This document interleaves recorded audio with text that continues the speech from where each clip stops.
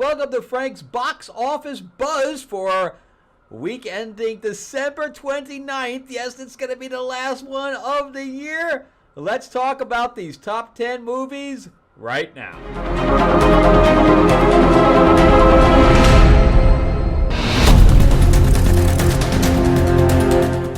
Welcome back to the channel, everyone. Thank you so much for spending time with me as we rant about movies, comic books, and television shows, as well as the occasional board game. I'm your host, Frank Zanca, an award-winning screenwriter, novelist, and comic book writer, as well as a filmmaker.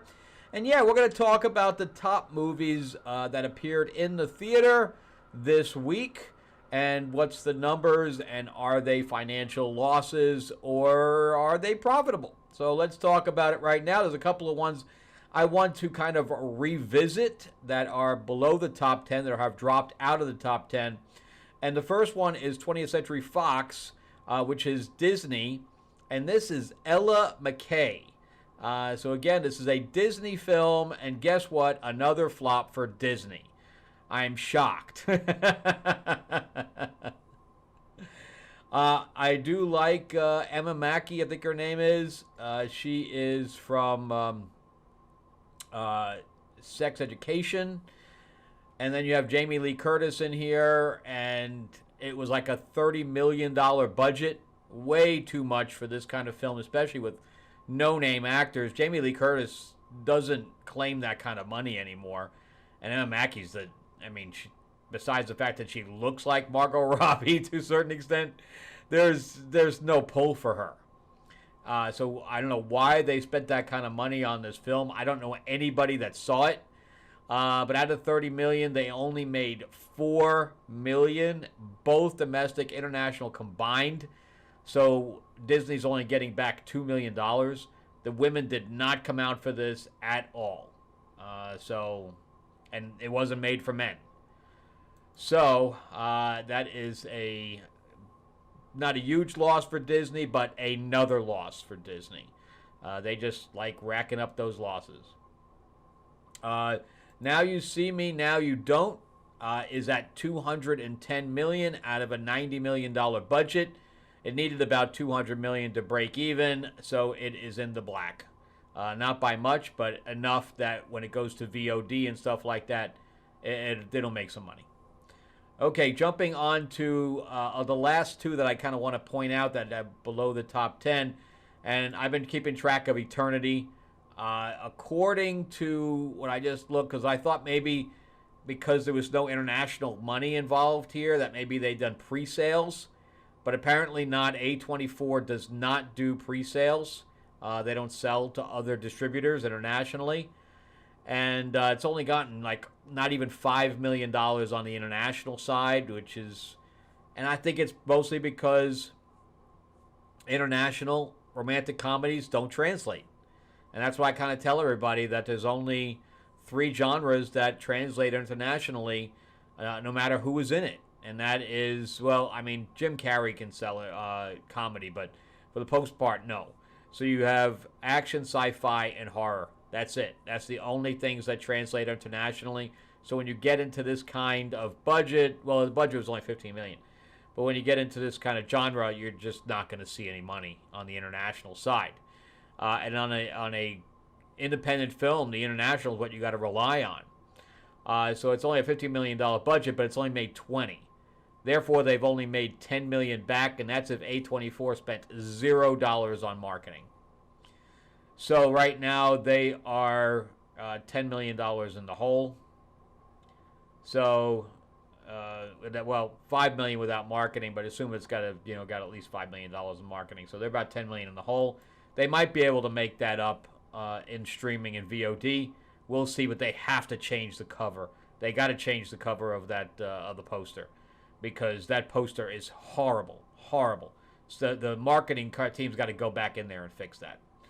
And the last one that's the Oscar contender, which is by Chloe Zhao, or however you say her name, is Hamnet by Focus Features.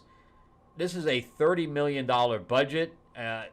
Lord knows why. I know it's a period piece with Shakespeare, but why would you ever spend that kind of money on no-name actors? I know it's got the guy in it from Gladiator 2, but who the hell is this guy? he can bring people out? No. And out of 30 million, it's only made 10. So it better win some Oscars. That's all I can tell you, because otherwise this thing is just for no reason. Because it's going to lose money no matter what, because it's only made $5 million back out of the 30 million without any marketing money. So they're 25 million in the hole without marketing. So probably more than that. So there's no way to make that back with streaming or anything. It's too much. So that's a loss. All right, so let's jump into the top 10.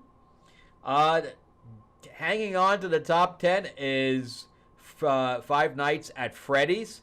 It had a $50 million budget. Why? I don't know. Jason Blum just pocketing some, or I don't know what he's doing, but that's too much. It's distributed by Universal, but it was done by Blumhouse. But it is in the black because at $50 million it needed 100. Let's say another $10 million in marketing. I don't think it was that much, but let's say it was. So you had $60 million. It needed $120 million to break even. That's at $220 million. Therefore, they're $50 million right now in the black. Not bad. And that's with the theaters getting their cut. So good for you, Mr. Blumhouse. Spent a shit ton of money and still made it all back plus. That man's a genius. All right, number 9. Wicked for Good. Of course, this is the sequel to Wicked, which is the very loosely based on The Wizard of Oz. And to me, it does not fit at all into the actual canon of Wizard of Oz. This is kind of its own little thing. That's why it doesn't really appeal to me. I did see the play. I didn't like the play.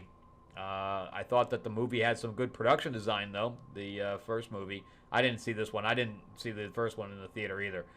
But this was a $150 million budget, and it probably had at least $20 million in marketing. So that's about $170 million. So it needed like $340 million to break even, and it's at 503. So 340, $140 million. So they've made $70 million so far. And that's without all the merchandising, because there is merchandising everywhere, everywhere. So they've made a ton on merchandising, and they still have to go through VOD yet and streaming. So this is definitely a money maker. However, it is about $100 to $150 million short of the original movie. So I'm not sure if they're going to come back for a third time and try to do another sequel to it, but this one would have to be completely based on something that they create themselves. So I don't think they'll be moving forward with that.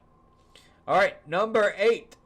This is a movie I am going to see this week. Song Sung Blue, and this is based on a true story with Jackman and Kate, Goldie Hawn's daughter, Kate Hudson. There you go, with Kate Hudson.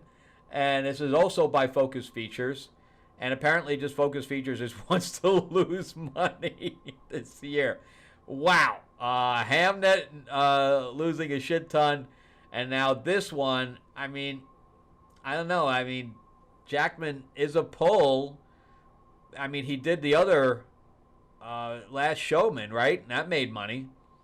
But apparently this one, not so much. So this is another $30 million. At least they're keeping the budgets generally low. I think they even need to go lower, truthfully. But at $30 million, let's say they only spent $5 million in marketing. That's 35. You got to double that at $70 million. It needs to break even. It's too high. We've already seen that true stories, biopics or biopics that are based on bands don't do well. I mean, Springsteen just lost money. Pretty much, you basically pick something, and for years these things have lost money. So this is at 11, just about $12 million. I know it's only its first week, but trying to get to 70 after only doing 12, not going to happen.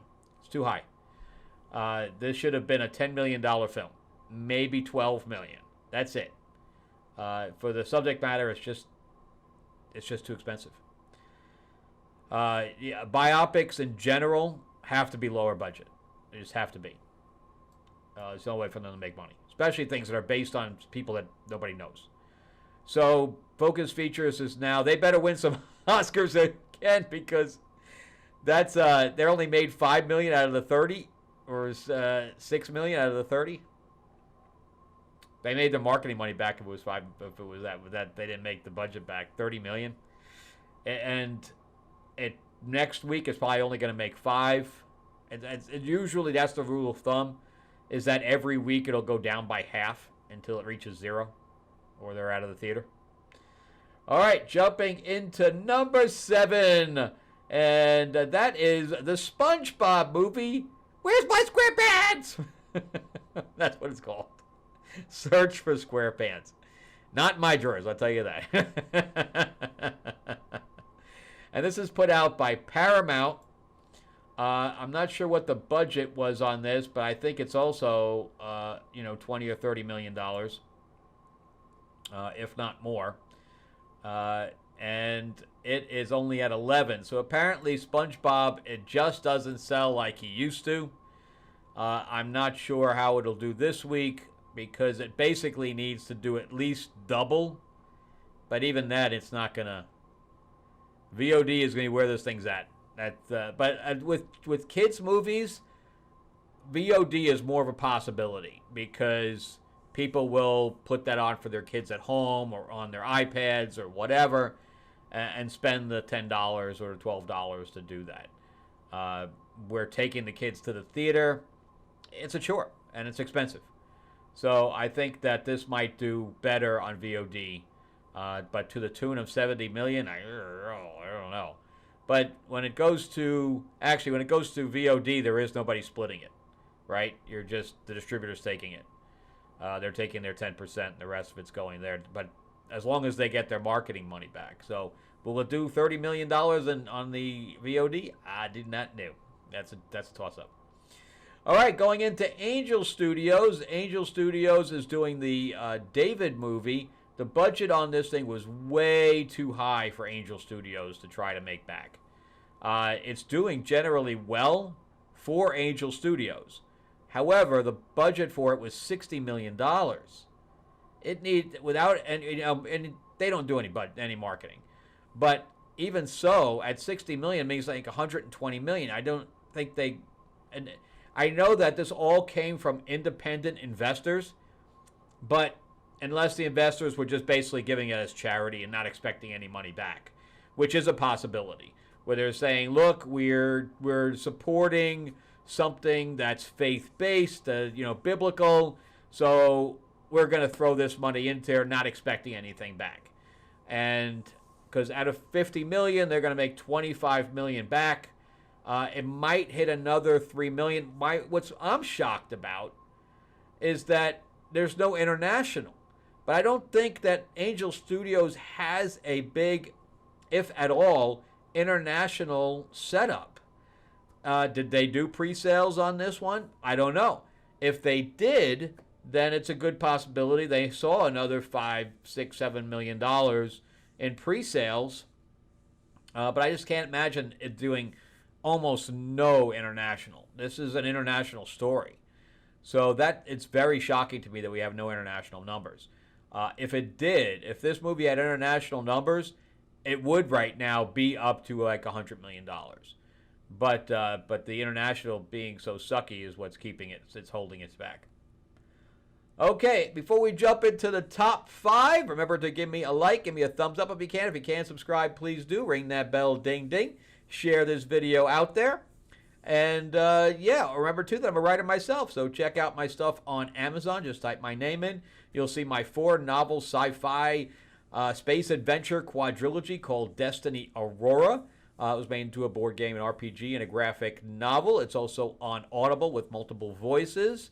Definitely check that out. And if you'd like to have a fantasy book that has multiple voices, I'm going to be releasing an audio book for Tales of Ravenor, the Iron Witch. I've been working nonstop on that, and it's sounding pretty good. So I'm going to be launching a Kickstarter. I'm just waiting for Kickstarter to approve it right now, and I'll send everybody the link so they can sign up to get notified when I actually launch in about 30 days or so.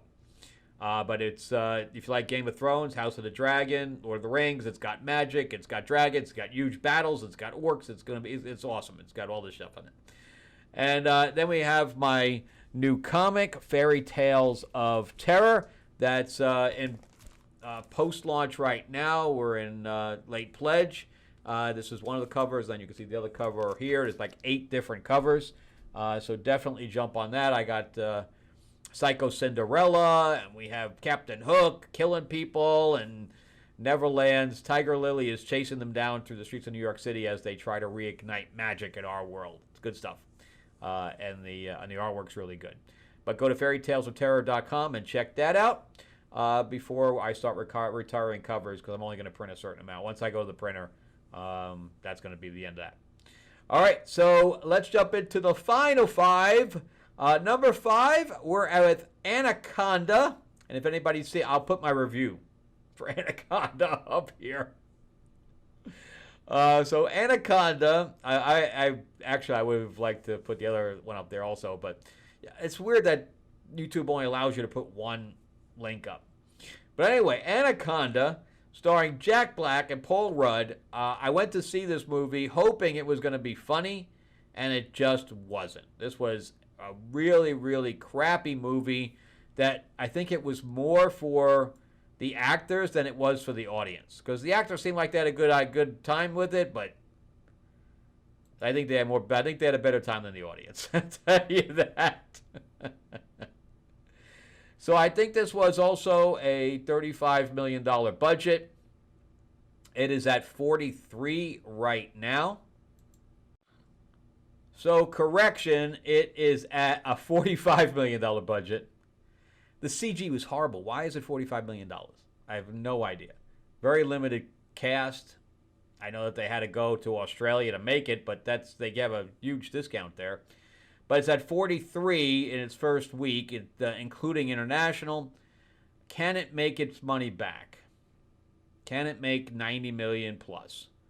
Maybe. Maybe, if people are stupid enough to go see that movie. It was horrible, man. It was horrible. And here it is at number 5. What do I know? Okay, jumping into number 4. The Housemaid, which I actually liked. I thought that the performances were really good. I liked the twist in there. I did do a review as well for that one. That was I think it was a $30 million budget as well. So right now they're at $48 million. International's only at $2 million. So did they get pre-sales on this one? I don't know. It's a good possibility. It wasn't A24 that did this one. So it is a good possibility that they sold off some of the rights internationally. And if they did, they might have sold out another dozen to $20 million in international rights, which would be pretty close to where it needs to be. So I would hate for this movie to lose money, because everybody's kind of liking it. The reviews are pretty jolly good. So I'd love for this movie to make money. But at $35 million, it's high. And Paul Feig needs a win, because he's been whiffing with some of his stuff. Another Simple Favor was god awful. I hope he got paid decently for that. Okay, jumping into that was number 4. So number 3 is Marty Supreme. After reading reviews on this, I have no desire to see this, even though everybody says it's decent. But I don't. The caveat is you have to go to the movies to see a main character that is a dick. And I just don't go to the movies to see that. You know, there's got to be some kind of hero in there, and there isn't in this case. And this is also put out by A24. It is at $28 million domestic only, because A24 does international, but they're not very good at it apparently. So the budget on this one was $70 million. Why? Not a damn clue. What? I mean, I know it's a period piece. Gwyneth Paltrow doesn't take up that much money. Timothy Chalamet, he's not that hot either. He can't. I mean, besides Dune, he can't. Dune is carrying it, not his name. But at $70 million, it needs $140 million without marketing money. That's crazy for A24. That I don't know. That's there's no way for that movie to make money. It's impossible. So we'll see what happens. But with those beginning numbers, that budget is huge. That's like sci-fi budget. I know it's a period piece, but not to that degree. Jesus. Okay, going into number 2. What's the top 2? They're both Disney, by the way. So we have Zootopia. That is a moneymaker, even though a large portion of it is coming from China. We talked about the fact in my previous box office reviews that China only gives everybody 25% of their revenue. So if 600 million or 700 million come from China, you're only getting back like 150 to 200 million out of that huge number. But it's at 1.4 billion. There's no doubt this is a profitable film. So good for Disney. Now, if the majority of that money is coming from China, it's just squeaking by, because 1.1 billion out of the one, it's only made 300 million here. So it's out of the billion, if most of that is coming from China, there's not a whole lot coming back. But it'll squeak by, but I don't think it's making a ton of money, because it's not. But it is profitable, and that's what Disney needs right now. Plus, it needs the, look, we passed $1 billion on one of our movies. And then for number 1, no shock to anyone, it is Avatar, Fire and Ash. Remember that this movie cost $400 million to make. $400 million. Ouch. And just FYI, Avengers Doomsday is looking at $600 million. Just FYI. It was $400 million without any CGI, without any post at all. So I don't know what Kevin Feige's thinking, man. Yeah, we've lost money on everything we've done this in 2025 and 2024. But yeah, let's sink $600 million into something. That's insane. All right, so $400 million, and it's right now it's at $761 million. This weekend alone, it did $63 million. So let's say it doubles that again, like another $63 million. That will put it a little bit at $800 million. And I think by next week it's going to start dying off. So will it pass $1 billion? Probably. It'll probably pass $1 billion, but it will not reach 2. This is not anywhere near what the last movie is going to do. Impossible. My guess, because I think this might still open in certain countries, my guess was 1.2 billion. That was my guess. And if that's correct, that means that it went down $1 billion from the previous movie. So I think the last one was 2.2 billion. So that would probably end the run of this series. I cannot see him going back to do 4 and 5 if it's just barely squeaking by making money. Because you know that Disney poured in about $100 million into marketing, especially what they did on the red carpet and stuff like that I saw. And it was, so 400, 500, it needs to make $1 billion just to break even. So it'll squeak by is what I think. And if it just squeaks by, there is no reason for him to continue. Because the next movie then will lose money. Because he doesn't know how not to spend it. Now he's doing a movie with Billie Eilish. Like a thing on her concert. He's already done, man. As far as I'm concerned, he's already on to something else. I don't think he's revisiting Pandora anytime soon. I think it's all just whatever. Especially when especially when he's going to be $1 billion behind the previous movie. I think he's done. So I don't think this will lose money, but then again, Disney, if let's say it hits $1 billion, Disney's only seeing 10 or 15% of that because they're only handling the distribution. All the rest of that money goes to the investors, I guess, to Cameron's investors, and then Cameron himself, because I'm sure he's getting points on his own film. So that is the wrap up on the box office report for this week. Let's see what happens next week. We'll see if some of these movies can cross the line here. Nothing really comes out this week. Daisy Ridley has a little teeny zombie movie coming out. We Bury the Dead or something. I might see it just because Daisy Ridley's in it, but she keeps dropping, man. She did Cleaner. Now she's doing like movies that nobody even knows about. Her career just, and I don't think her Star Wars movie is going to pop either. All right, well, that's it for me. Happy New Year, everyone. Remember to give me a like, give me a subscribe if you can, and ring that bell, ding, ding. Please subscribe, share this video out there. Check out my stuff on Amazon.